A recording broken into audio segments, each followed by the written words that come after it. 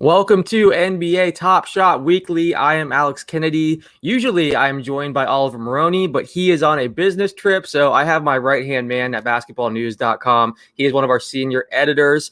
Spencer Davies joining me. Spencer, what's up, man? Nothing much, man. Just a long day doing some NBA Combine interviews. Felt good to do them, though. And, wrote a couple things today and, just pretty much everything. It's been a busy couple of weeks in the association, so I'm sure we'll get into that. But most of all, I'm excited to open a pack live. I've never done that before or seen the show. Not as good as some guests that you had in the past, but we'll try to do it. No, it's going to be fun. There's so much stuff happening in the NBA. So I figured this would be more of an NBA-centric show. Sometimes we get on here and talk crypto and Top Shot a whole bunch. That's, Oliver is amazing at breaking down the whole market and everything. We'll get back to that next week. This week, we just want to focus on recent coaching hires. We had Rick Carlisle hired by the Indiana Pacers. Jason Kidd is the front runner in Dallas, and they're also nearing a GM hire. We also have a ton of things to talk about in terms of the playoffs, the combine. We just had the draft lottery this week, and I would definitely recommend everyone go to basketballnews.com. We have an updated mock draft. That's right there on the main page. You can check that out. Matt Babcock and his staff do an amazing job covering the draft. And we're going to have tons of draft interviews and features over the next few weeks. A lot of exclusive interviews with draft prospects. We also have some behind-the-scenes videos with them, too, from their pre-draft workout. So definitely check that out, basketballnews.com right now. But let's get right into this NBA conversation. And as Spencer mentioned, we do have a pack to open here, and then we also have a pack to give away. We're going to give that away to someone that retweets this episode on Twitter. So I'll send out a tweet in a bit here, and anyone who retweets that is entered. We'll open the pack up here today, and then whoever wins it will get the moment sent to them. So you have a chance to win a pack by hanging out with us today. We appreciate everyone that's watching. Spencer, let's talk about first this Indiana Pacers hire. Then we'll get into some playoff talk later. What were your thoughts on Rick Carlisle to the Pacers? I thought it was a great hire, but we'll get into my thoughts here in a second. What do you think? I think it's a good hire. I am also of the belief that's shared by Reggie Miller that this is on the players now. This is going to be their third coach in, less than 3 years, honestly. They have too much talent to not be in a better position. Obviously you have a multi-time All-Star like Domas Sabonis. You have Malcolm Brogdon in there. Obviously TJ Warren was missing from the fold this year, but they just got too much talent in order to be at the bottom of that Eastern Conference. So, ultimately it's going to be on the players more than it is a coach. And, if a legendary coach and a championship coach like Rick Carlisle can't get this turned around, I don't know who can. No, I agree with you. And I thought, whenever we heard they wanted to bring in someone experienced after what happened with Nate Bjorkgren, and there wasn't just the issues with players, there was also apparently a lot of behind the scenes drama. Shout out to Jake Fisher from Bleacher Report for doing an amazing article kind of detailing everything that was going on during Bjorkgren's tenure there. But it makes sense they wanted to bring in, someone that had a lot of experience and is well respected. Carlisle is one of those names that I think a lot of people were surprised that he was available. He'd been in Dallas for so long, won a championship there. A lot of teams wanted his services. He'd also been linked to Boston. But yeah, for them to be able to land Carlisle, that's huge. And we'll see if he can get the most out of this roster. I also think, at the beginning of last year, the Pacers were one of my favorite teams to watch. They were really exciting. When they were at full strength, they were a really talented team. And then there was obviously a lot of injuries and drama and things like that. Shout out to Oliver. He's in the chat right now. Shout out to him. But yeah, I'm excited to see what this team looks like at full strength and with Carlisle kind of, working his magic there. We also have another head coach opening, the team that Rick Carlisle left, the Dallas Mavericks, and they're reportedly about to hire Jason Kidd. He has emerged as a strong front runner. Carlisle also, when he left, said that he thinks, Kidd should take over the position. You don't typically see that. A coach leaves and then say, here's who I think should be my successor. Granted, he coached Jason Kidd in Dallas. They have history there. And I think a lot of people, were pointing out the fact that Kidd and Luka have some similarities in terms of their court vision and, they're great rebounding guards and triple-double threats and everything there. And Kidd has been very complimentary of Luka in the past. But there's also people that are pointing out, this is someone that has a lot of red flags or things that have happened off the court that are pretty upsetting. Domestic violence issues. I think that's a bit of reason why he hasn't gotten more head coaching opportunities or interviews in the past. He also wasn't the best head coach in Brooklyn or Milwaukee. We saw how much better that team got whenever he left and Coach Bud stepped in. with the Bucks. So what are your thoughts on Jason Kidd being linked to this Mavericks job?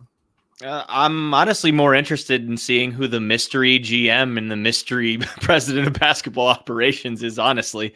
But as far as this potential hire goes, I'm not really sure, what the process is here as far as thinking that Jason Kidd, is an answer. I know that, we live and we learn, and we have all these, the past, is the past, but we have, these things that you have to learn from. But then there's those other two teams that you were just mentioning, just from an on-court standpoint, just didn't seem like they, were very successful. And I'm not sure, how much of a role he plays in development, in winning itself. I'm just really curious about this hire, but at the same time, his former teammate Dirk Nowitzki, who's a consultant in this hiring process with Mark Cuban, is somebody who is endorsing him reportedly, and who is also, someone that he's played with and probably respects the heck out of. So, it's obviously a little bit of a seesaw, as a balancing act, kind of, when it comes to the discourse around Jason Kidd. But I'm just I'm iffy on it. I don't know how to feel about them bringing in somebody who, in all likelihood is a retread, just like some other those coaches that get, 2, 3, 4 chances. And it's possible that, he learned from those past mistakes that he made in Brooklyn and Milwaukee, and maybe he would be a better coach. Maybe there are always other things that factor in when a coach struggles too. Maybe the circumstances and situation would be better. But the thing for me is just the off-court incidents, the issues that he's had. It's obviously had the domestic violence one. There was also, I believe, the DUI that happened years ago. A lot of people are kind of pointing out some of these issues, and given what we kind of seen from the Mavericks organization too, they were kind of turning things around and trying to fix that toxic workplace that we all heard about years ago. So I'm not a huge fan of a move from that standpoint. We'll see if it happens too. I do want to stress he's emerged as the front runner. Nothing is official yet. He has not been hired, so we'll see if he ends up getting the job. But it's looking like that's going to happen. I'm curious to see what that looks like, and if they end up making that decision. Let's talk about these NBA playoffs. I think this has been the best postseason. It's been so much fun. You've had, initially all the talk was, oh, there's no LeBron James, there's no Stephen Curry. You've heard people talking about, oh, it's small markets. But what we've seen is a ton of younger stars stepping up and shining and making the most of this opportunity. From, you wrote a great article today about Trey Young and Devin Booker and their fearlessness and how they're basically demanding everyone give them attention. And after, Trey Young, the Hawks, I think, had like one nationally televised game in the first half of the season. They were barely put on national TV. And that's after having a really interesting offseason where they made a bunch of big moves that everyone's kind of paying attention to. I know in the past they haven't really been on national TV a lot either. So these guys like Trey, Booker, Ja Morant, all these young talents, DeAndre Ayton, that maybe weren't getting the respect or attention they deserved, they're now demanding it, and it's been so much fun to watch. What are your thoughts, before we get into some specific series, on this postseason as a whole? I've enjoyed it immensely. I've been telling people that you're missing out if you were watching for one player or one market, whatever it may be. This is still an opportunity for the casual fan to be introduced to these new talents. You have some very captivating personalities, not only just talents, but personalities. And they're all different in their own right.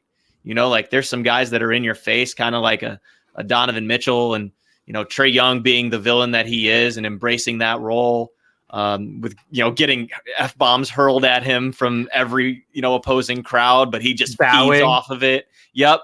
Devin Booker, going scrapping, getting a loose ball and, getting his nose broken open by Pat Bev when he had the ball in his hands. Like, there's so many talents. We didn't even mention Luka, the way that Luka has started his playoff career, even though he's only played one team.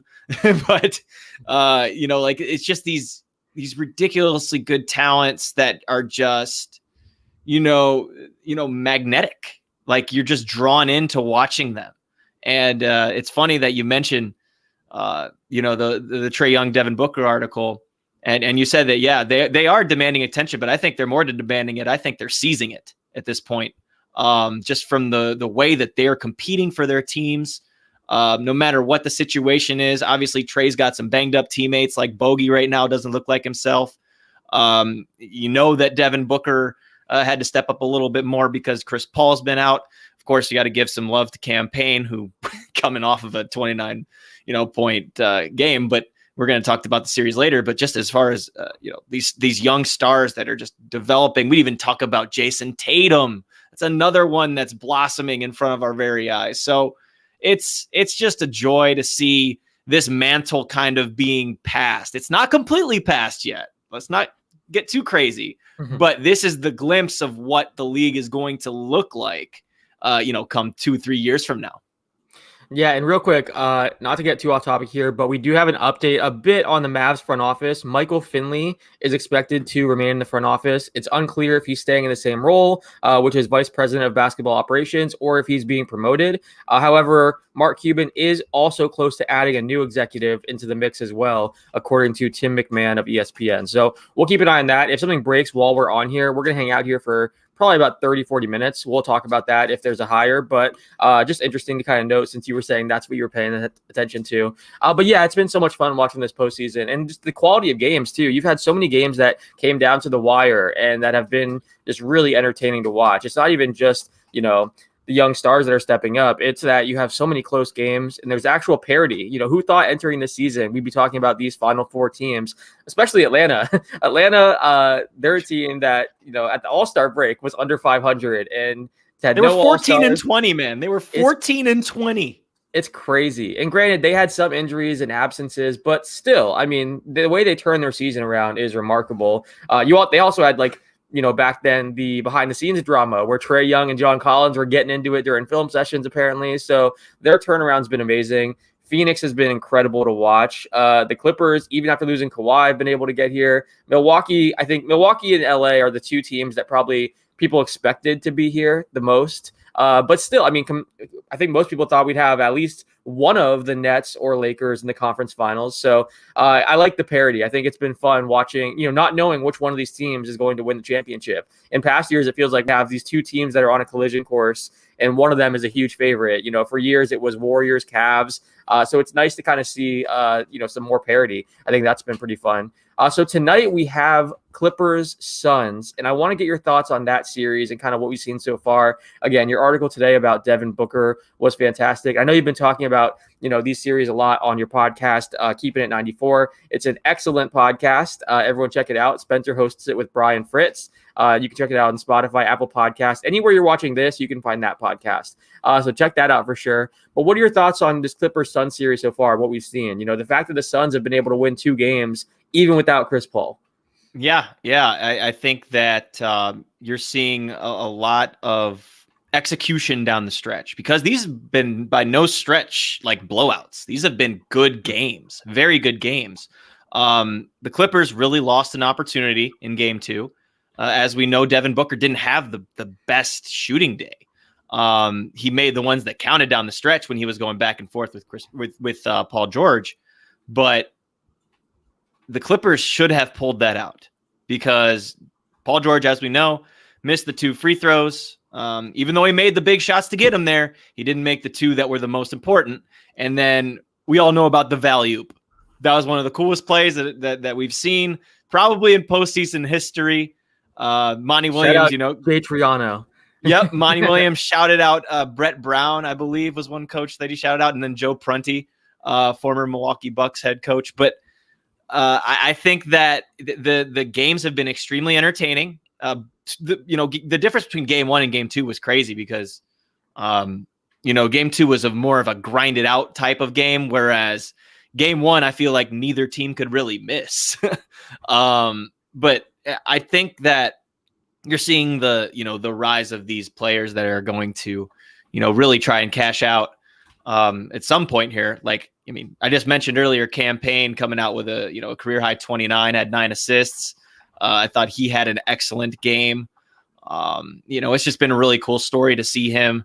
I know that you've got something planned for that, but he's just been so fun to watch, and just, knowing him and having talked to him when he was on his 10-day here in Cleveland, I just know he's a great guy. And, to see him just persevere the way he has been awesome. On the other end of the spectrum for the Clippers, I look at a guy like Reggie Jackson, who throughout this postseason has really, really come into his own, just as far as making big shots when they need him most. And, being that guy to kind of cool off the opposing team whenever they make runs, or, the Clippers need to come back. As far as where the series goes, I'm going to go ahead and say that the Clippers, even though Chris Paul is reportedly coming back tonight for Game 3, I think the Clippers pull this one out. We all know the same song and dance here with Tyronn Lue and the Clippers in the playoffs, right? Get down 0-2, go back home, and then the series starts. The problem I have with this, though, is that in the Western Conference Finals, it's a lot different. The competition is not only better, but it's more focused. This Suns team, you'd be hard pressed to have them not out execute you, because they have been so selfless this entire playoff run. Everyone looks at the Devin Bookers and the Chris Pauls, but what about the Mikal Bridges? What about Jay Crowder, who obviously did not have the best shooting night the other day, but made the biggest play of the game with a great inbound pass to DeAndre Ayton to make that play possible. Cam Johnson, another guy who's coming off the bench and making big shots. I thought Dario Saric looked pretty dang good. So they are very team oriented, and I'm really excited to see where they are. But the Clippers, they're clearly missing Kawhi. Paul George is going to need to take his game, from 1B to 1A. And, Marcus Morris being banged up doesn't help at all. We'll see how the rotations shake out. I think that Ty is going to, probably try to go a little bit smaller again, play a little bit less Zubats, because, he clearly had some trouble with Ayton, at least on the defensive end. And I feel like we'll see a little bit more Nick Batum, and we'll see if Terrence Mann can find that magic he found in Game 7 in that last series. For sure. You mentioned campaign. I am working on an article about just his journey. I think it's incredible. If you can't tell, I have a soft spot for the small guards that had a crazy journey to get to this point. I did one on Seth Curry last series or last round. Now I'm doing something on campaign. I actually met Cam when he was going through the pre-draft process. He was working out at IMG Academy here in Florida, and I just loved his personality, his charisma. He was so funny, and his journey has been incredible. He was overseas in China a year ago. He got cut by that team in China and then joined the G League squad. It's pretty remarkable to see where he's at now, starting games, dropping as many points as he has. I mean, it's been amazing. And one thing, I will spoil my article a little bit here, but one thing that I thought was amazing was when he was in Chicago, there was a quote from a Bulls coach. It was off the record, but the coach said, "We knew the second practice after he was acquired that he couldn't play at the NBA level. The only reason it took 2 practices was because we thought maybe it was nerves in the first one. Any Bulls coach who says differently is lying." So to go from his coaches writing him off 1 practice in or 2 practices in saying, yeah, this guy can't play at the NBA level, to what he's doing now on this stage is pretty remarkable. So I love stories like that. That article should be dropping tomorrow, so check that out. I'm going to wait until after tonight's game so we have the updated stats and things there. But his story is amazing. After Cam goes out and drops a 50 burger, that's what you're waiting on. Yeah, Cam, come on, buddy. I need it for tonight. Help the article. What are your thoughts on the other series? And I guess I want your predictions too for, who you think we're going to see in the NBA Finals. Obviously, Phoenix up 2-0, but you wrote again about Trey Young today. But what are your thoughts on kind of this Hawks-Bucks series? So I think in Game 1, I feel like, I'm seeing a lot that the Bucks didn't know like how to run their offense. I thought they were a lot looser in this game. I felt when Drew Holiday had the ball in his hands. I made a joke on my podcast I recorded earlier today, is that he guarded KD so much and he guarded Kyrie so much that he saw so many pull-ups that he just tried it himself and it worked. And he started making his shots. So Chris, so Drew was really big for when Chris was, having his struggles, because for some reason Chris Middleton can't get going in Game 1s. But I fully expect him to find it. But the thing that we've talked about, on Clubhouse and on Twitter Spaces and on whatever lives that we've talked on, is talking about how Giannis is a big man and he just needs to buy into that. And I feel like Coach Bud used him that way a lot in the fourth quarter when they made that run to go up by 7. You saw him roll into the cup a lot. You saw him, setting screens and slipping, whatever it may be. And he had like 3 alley-oops, like in like 5 possessions. And what's harder to stop than someone his size, skying for a dunk without the ball. So I feel like they need to, utilize that play more often. I think that the Bucks will be fine. Chris Middleton's not going to go 6 of 23. Again, he's just a guy that just needs to feel it out. I did want to say that Bobby Portis, after missing the previous 3 games, after he was booted from the rotation in the Nets series, this is more of a series for him. And he clearly looked really good in the first half. Bud didn't quite go back to him in the second half much. Maybe he should have. But overall, I was kind of happy with Bud's rotations on the outside looking in. The way that the majority of the fourth quarter, he closed with Giannis at the 5 and had Pat Connaughton in there. Now, you can always question drawing up a play for Pat Connaughton when you have Chris Middleton and Drew Holiday and Giannis Antetokounmpo on your team. But I think that that was a little bit of a learning experience and maybe an adjustment we saw from him. But on the opposite end, and this is what I got into on my article, Chris Middleton has trouble getting going in game 1s. Trey Young does not have trouble getting going in game 1 so far. All of them have been on the road, and all of them have been setting the earth on fire. And this guy, the funny thing is, Alex, is he's not even shooting the 3 that great. He's taking, he's taking a ton of them, but he's doing his damage when he turns the corner off of the high screen, gets towards. Go ahead. Sorry, go ahead. No, I was saying on that point, Nikai's had a great line in his article about Trey and said he's not Steph Curry in terms of accuracy, but he is in terms of audacity. Like even if he's not shooting the highest percentage, he still pulls up from the logo, and it makes they have to defend it out there, and it creates so much room for him to drive and so much space for everyone else. So yeah, you're 100% right. Yeah. And where he does the most damage is when he gets that high screen from Capella up top. He'll turn the corner and get either to the nail or to either corner area of that key, maybe a little bit further in, and then he'll either float it or he'll lob it to Capella or lob it to Collins. And it's just so hard as a defense to know which one he's gonna do.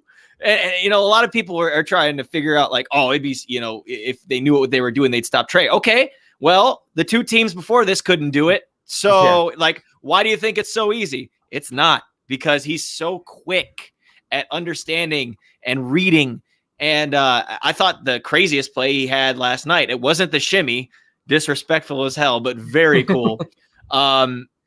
It was the and 1 where he was going left and Holiday bumped into him and he just threw up this prayer. It was like a 16, 17 foot one-handed fading away right-handed, it was dumb. And he made the N1, and that sparked the entire run that the Hawks made when they were down by 7 with 4 minutes and change to go. So that was huge. Trey pretty much had to do it on his own yesterday. I will say John Collins, particularly in the last 4 or 5 games, has looked really, really good. He's looked really, really good. Not only just, as an offensive contributor, but just the fight on the glass. I think the offensive rebounds that were huge between him and Capella, they had 34 rebounds. That's incredible. I think that John is starting to feel that swagger again. He's kind of been relegated to that 3rd, 4th option on the offensive end, and that's tough to deal with. But with Bogey being a little gimpy the way he is, and they have some other, situations going on as far as, they have a lot of role players. John Collins is a lot better than a role player. So to be relegated to a role like that is tough. So I think that John's finally finding this niche that he has with Trey and, with Bogey, who is, a solid distributor. Gallows coming off the bench and giving them, a decent punch. I think Lou Williams who was huge for them in Game 6 of last series, is a very good calming influence. And then Solomon Hill coming out of nowhere and throwing down a two-handed dunk in the opener. I didn't see that one coming, but they have. This is what I said on the pod. I was like, the Hawks know damn sure that they should not be here, which makes them extra dangerous. It makes them extra dangerous for that. Absolutely. And by the way, check out Spencer's podcast, Keep It at 94. It's a great podcast that he does every single week. One thing you mentioned Trey Young and just how no defense has been able to stop him. And I'm going to sound like an old man for a second, but I kind of want your thoughts on this and then also the chat's thoughts on this. But we've seen like in the past that guards that are much smaller come postseason time, teams would get very physical with them. They would beat them up. If you're going to drive in and try to, pull up a floater or, especially with the way he's being kind of disrespectful, doing the shimmy and, going at the crowd. Don't drop against him, for goodness sake. Why are you dropping? Right. Like you would think someone would have, put him on his butt by now. And it's just a different NBA these days. Cause like not to say, I'm not saying I want anyone to get injured, to be clear, but you would think that teams would try to be roughing him up a bit. Or like when Luka had the neck injury and then he was still able to go out there and just put up ridiculous points and rebounds and assists and do everything. Like in the past, it wasn't that long ago that, I was covering like the NBA finals between the Heat and the Spurs, and Chris Bosh was injured. And the Spurs players were saying, we're going to go after that injury. It's his weakness. It's part of the game. If he wants to play, then we're going to attack. I think it was his leg. I forget exactly what it was. But that's how, that wasn't that long ago. But it feels like that, physicality or, hey, let's not let him disrespect us and then just continue to put up 49 points. You would think there'd be some more physicality. Am I wrong for saying that? Do you think that, is that just not how the NBA is anymore and I'm being an old man? No, you're right. I do think that this is also, I hate going back to this, but you cover Ty Lue so long in Cleveland and you just start going with his sayings. But Louisms? The Louisms and even LeBron, even though LeBron was here with Ty, game one is a very, very much so a feel out game. You kind of have to, you can watch so much film, but it's until you're on the court with them that you really get, a good sense of what they're going to do. And also at the same time, it's a little less personal when it's like that too, because you haven't seen these guys. You've been seeing another team for 7 straight games. I think that they're going to probably have PJ Tucker get into him a little bit more next game, try and frustrate him. I think that, you're not going to have him on him like one-on-one a lot because Trey's just going to blow by him because, PJ's in his mid-30s. But I think they're going to see, a couple different looks thrown his way. But again, I mentioned it when you were going on your rant, like, don't drop against the guy. If he's going to beat you by getting by you, that's a lot better than him being able to stare you down and shoot a 3 wide open with 5 seconds to spare. I think it was that I counted. Definitely don't, 2 is less than 3. There's your analytics. But I think that this was a huge game for the Hawks to win. Just because that, again, gives them that confidence. And, they're going on a little bit of a media run. You can tell, Clint Capella's been talking a little bit in the postseason, and good for him. John Collins went on, TNT last night saying, no one really watched us. And, this isn't surprising to us. You guys didn't watch us this year. So the fact that they're, making this competition like this, I don't know if they're going to win the series, but you got to respect the fight that they've brought. Shout out to Oliver, too. He's in the chat, and he brought up a good point. He said Trey's first moment is undervalued on Top Shot. I know we're spending more time on playoffs and, actual NBA today. We'll get back to more Top Shot talk next week. He says the first moment ever minted on Top Shot, and it's also Trey's first moment. So very interesting. I know Oliver's also pointed out that Giannis is somewhat undervalued on Top Shot as well. I think it's partially because he has so many moments, but that's been another one that Oliver's attacked and said, he's way too undervalued on Top Shot as well. So we're going to open up a pack here in a second. We also have a pack to give away to someone who retweets our tweet with this stream in it. I already posted on Twitter. So if you want to enter that giveaway, just go over to my Twitter account at Alex Kennedy NBA and retweet that tweet, and we'll figure out, in 72 hours who the winner is and give someone this pack. We're going to open it today so you can see what you get. If we get some crazy moment, if we get a LeBron, that thing is going to get so many retweets just because people are going to actually see what it was that they could win. But yeah, definitely go enter that contest. Spencer, so I know you said, do you have your pack ready to go here? You just I have the tab open. I don't know how to do this. Okay, here I'll do mine. Let's see if I can do it a little bit better than Clips. I know Clips took a little while to find it. I'll pull mine up too, just so that we're ready to go. Actually, you know what? While we do that, I'm going to read our sponsor here. I'm going to shout out our sponsor, who is BetQL. Do you want an advantage over the sports books during the NBA playoffs? How about an inside edge this MLB season? You need to download BetQL, the only app you'll need to make smart bets. Their best bet algorithm scans over 350,000 bets per year to give you a best bet recommendation for every game across all major sports. They also give you the reasoning behind why you should place each bet. BetQL also has tons of other tools like sharp data, so you can see who the pros are backing, and line movement, so you can jump on betting opportunities in real time. Plus, you can save all your picks in one place to track your success and winning streaks, as well as view your rank on their leaderboards. Head to the App Store or Google Play Store to download BetQL. They have a great app. Enter the discount code TOPSHOT at payment checkout for 25% off any of their subscription offerings. They also have some deals right now because it's the playoffs. So if you go over to the App Store or Google Play Store, download BetQL, enter the discount code TOPSHOT at payment checkout, and you get 25% off their subscription offerings on top of whatever deal they're doing because of the playoffs. Don't miss out on the chance to beat your sports book this summer. Thanks, BetQL. All right. I think you're good to go. Look at that. Hey, Perfect first timing. First try? Yeah, that's impressive. All right. Take that, Clips. Here we go. I like the energy Oliver's putting out there. He said you're going to get a LaMelo. All right, let's see. I've never opened a pack live, so this is interesting. No pressure. Am I good to go? Yeah, go for it. All right. So we have a streak on the show. We've had between our packs, Oliver and I haven't had this luck, but we've had like 6 or 7 LeBrons pulled in our giveaway packs, which is pretty ridiculous. People enter each week to try to win a pack, and we've had like 6 or 7 LeBrons that popped up randomly. So we'll see if we keep that streak alive. But you can go ahead and open. Hopefully, we do keep it alive. LeBron, LaMelo. We'll see who we got here. Where's the NBA Top Shot Weekly audio here? Do we have a drum roll? What do we got? Anything? Any sound effects? I can create one. That was pretty weak, but hey, I tried. Whoa, that was crazy. All right.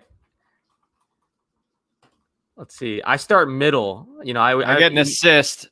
Raul Neto.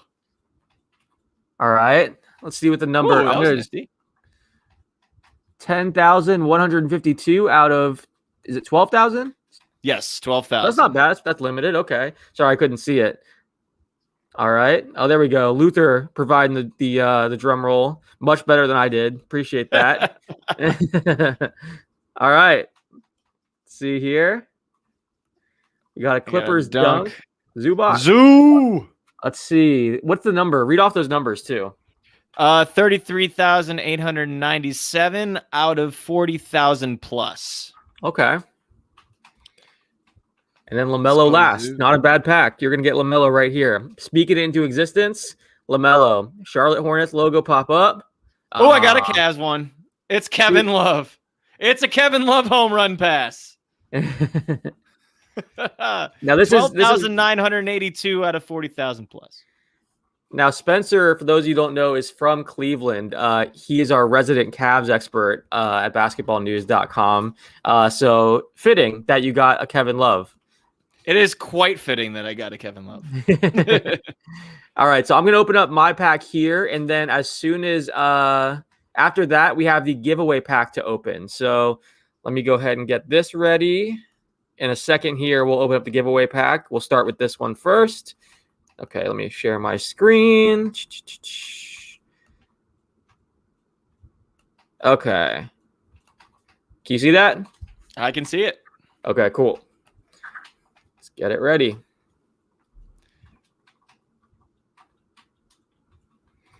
All right, like I said, I start middle. Oh, maybe I should have done that. Jaden McDaniels. That's a good serial. 763. He had one heck of a year. Defensively, that dude's a problem. That dude is a problem. So Spencer, how familiar are you with Top Shot? I know we had talked about it like on Clubhouse. So did you start collecting back then? Like how involved are you with Top Shot? Yeah. I started on Top Shot basically when you guys started this show. And I've got a number of moments that I purchased back then. Quite a few of my favorite players that I went with. I've got a John Collins on there. Let's see what else I got here. I'll take a look. Okay. It's been a little while. But so this is real quick, while you do that, the serial here, 763 out of 40,000. Anytime you can get in the top 1,000, and obviously if you can get even higher, that's great, but low serial, not bad there. Also a JJ Redick, 9,594 out of 12,000. So it's a limited edition. We'll take it. Still weird to see JJ in a Mavericks uniform. And then I'll open this one, and then we'll get to your collection here. We got a Spurs assist, Lonnie Walker. 30,048 out of 40,000. That's a great assist. It's so nice. Very nice. I enjoyed my Raul Neto one. That was really nifty. Yeah. One. All right. So walk me through some of your best moments that you have. So the best one that I've actually pulled from a pack so far has been Devin Vassell. It was let's see what this is. Play from the rookie season. It was minted. Is a minted 865, number 865 out of 40,000. It was a dunk. Let's see. I picked up a Shea Gilgeous-Alexander. I've got a Trey Young 3-pointer. John Collins dunk, 4,764 out of 15,000. I have a Derrick Jones Jr. dunk, which was his first available Top Shot moment. And then nice. I also have a Darius Garland layup that is really nice. And then I also got a OG Anunoby in there. So I have some decent stuff in here. We'll see as I keep collecting if it gets better and stuff, which I'm sure it will. But I've enjoyed it so far. It's been fun, and I'm glad you guys introduced me to it. Awesome. So this is the giveaway pack. We're going to open this up to see what we got here. Again, if you haven't entered, go to my Twitter account at Alex Kennedy NBA. We're going to pick a winner in 72 hours. I'm going to pin this tweet actually so that everyone can find it easily. Let me do that. Okay, that is pinned. So if you go to my Twitter account, enter that, then you'll be entered in the giveaway, or retweet that, you'll be entered in the giveaway. So check that out, and let's see what the giveaway pack has inside. Start in the middle. Lakers. Look, hey, what did I just say? LeBron right off the rip. This is tradition, huh? This is crazy. We've had now, I think, 8 LeBrons in our giveaway packs. Like, it legitimately seems like it's rigged. If people are watching this, they're like, oh, Top Shot probably rigs this because they want to get people to think that in the giveaways that there's tons of LeBrons. But this is so random. This is crazy to me. This keeps happening. Well, now, if you haven't retweeted the tweet already, you better go do it because someone's going to get this LeBron James in here, guys, and it's 6,237. It's a good serial number. 6,237 out of 35,000, limited edition. We got a LeBron. I'm going to tweet it out again and make sure people are retweeting and watching. That's a lot more valuable than the 10 bobbleheads I have in this background right here, LeBron.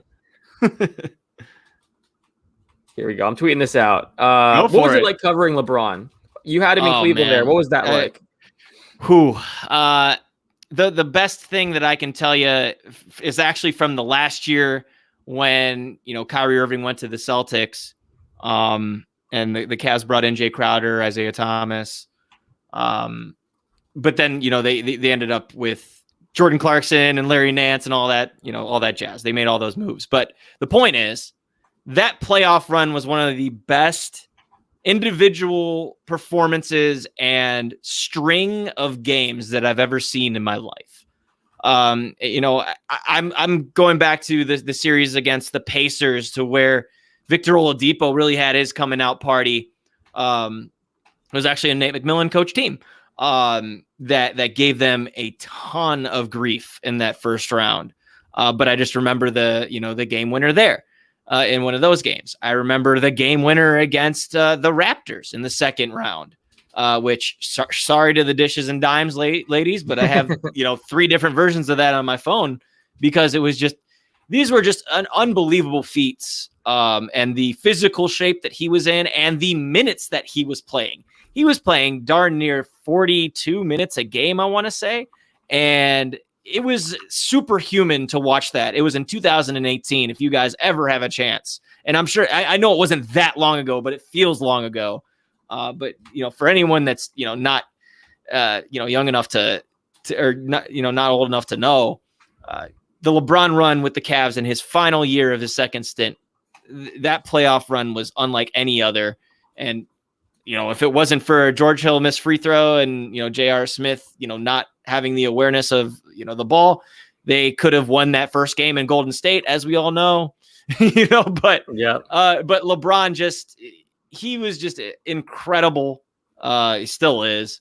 But, the first go round, I just remember as a kid, and it was just the athleticism that was crazy.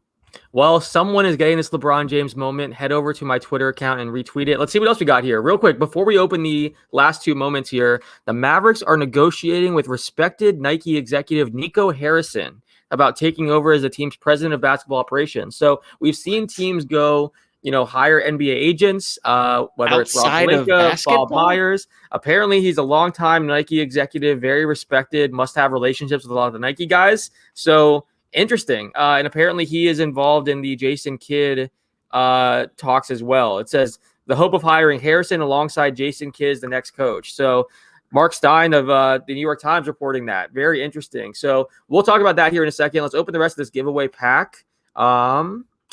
We have a Clippers 3, Marcus Morris, 20,492 out of 40,000. Got to make them tonight, Mook. Got to make them tonight. Hopefully you're healed up. Yeah, he's an X factor for them for sure. Against his former team too, the team that traded him to the Clippers. All right, last moment. We got a Suns assist campaign. 2 guys that are playing tonight. What is the chances? That's crazy. 14,276 out of 40,000. The guy that everyone's talking about right now after his last game. Can he top that tonight or even perform half as good? That was an amazing game. We'll see what Campaign and Marcus Morris can do tonight. That's happening in 15 minutes. That's why we actually moved the show earlier, for those of you wondering. We typically go live at around 9:30, but we're trying to move them up throughout the rest of the playoffs so we're not competing with those broadcasts and you guys can watch both. But wow, that LeBron James moment. Again, if you guys want to enter for a chance to win this LeBron moment, go to at Alex Kennedy NBA on Twitter, retweet my pinned tweet, and we'll pull someone's name in 72 hours, and this LeBron moment can be yours. So awesome. It really is. It really is. All right. So real quick, before we jump off here, again, make sure you guys enter that giveaway. Shout out to Regina in the chat. Appreciate you stopping by. One of our favorites from Clubhouse is now entered our live stream, which is pretty cool. So yeah, let's talk about this Mavericks news. I think it's pretty interesting. It kind of reminds me of like when we first saw agents make that transition over with Bob Myers, Rob Pelinka, Leon Rose, Arntello, and we started seeing these agents getting hired in executive roles. I mean, this is kind of the next version of that, where you have a Nike executive who, similar to the agents, the thought was, okay, it's a little bit different because the agents at least knew the CBA and were on the other side of the other side of the table during these negotiations. But the thought process was someone that has connections with a lot of players so they can recruit easily and use those relationships. You'd have to imagine if it's a long-time Nike executive that's known some of these guys since they were in college or they're rookies, who knows? Maybe he has a lot of connections. I'm going to look into this and do some research into who he is because I don't know much about Nico Harrison, admittedly, while you kind of weigh in on just the thoughts of hiring a longtime Nike executive as president of basketball operations. Well, obviously it's unorthodox, but if Michael Finley's around and if Dirk Nowitzki's around, they're clearly going to help the basketball decision making. Because that's right. That's the biggest thing that a president does or a GM does, right? Is position a team, because is he going to know how to draft? Is he going to know how to add people in free agency, shape trades, all of that? That is what's going to be the difference. Like, this is why you make such a, combined effort in a front office. You don't want too many cooks in the kitchen, but if you have some people that have played for the organization and have done work with the organization, like Dirk and like Finns, like, that's big time. So as long as those guys can wrap around him, and if they can use that as sort of a what's the word for it? A catalyst, I guess, to helping him make these decisions and help him, utilize those connections in the proper way, then sure. Someone can endorse it and you can see it. My gripe is, I think that it's a little too risky of a situation to gamble on, knowing that, these reports are coming out about Luka and, wanting to keep him happy and whatnot. Right. You think you would want someone a little bit more experienced in this role? You think you would want someone who's been there, done that, has a proven track record, has the not only the ability to make the decisions, but handling interpersonal relationships on a team and with players, I think, is a little different than doing it from a sponsorship standpoint or a marketing standpoint. It's a little different, I think. So we'll see. We'll see how Nico does, but this is clearly an unorthodox, outside of the box hire, and I'm wondering, what Mark's thoughts were behind it, and I'm sure we'll get an answer. So I'm doing some research on him here. So he was a college basketball player at Montana State University. He was one of the best defensive players in the conference. He was first team all conference. This is in the early 90s. And then he joined Nike shortly after playing, and he was in charge of recruiting and retaining star talent. So he was involved with Kobe Bryant, LeBron James, some of the biggest names at Nike, was basically their liaison. So he has a lot of relationships with Nike stars, including LeBron James. Apparently his relationship with a lot of these players, specifically Kobe, is why he kind of rose the ranks at Nike and gained a lot of fans around the company. So it'll be interesting to see if he can use some of those relationships with Nike stars. Because, I mean, you look at the Nike roster, it's ridiculous. Is his background PR or is it like... So, no, he was... it looks like it says he was a liaison and doing recruiting and retaining. So he was basically like the agent version, Nike's agent, essentially. Okay. All right. Yeah. Well. So he was in charge of signing players. And yeah, he does have a playing background. He played 4 years in college and was all conference. Most recently, he was VP of North America basketball marketing. So he was also voted one of the top 100 most influential people in the NBA. Wow. So yeah, he's very respected.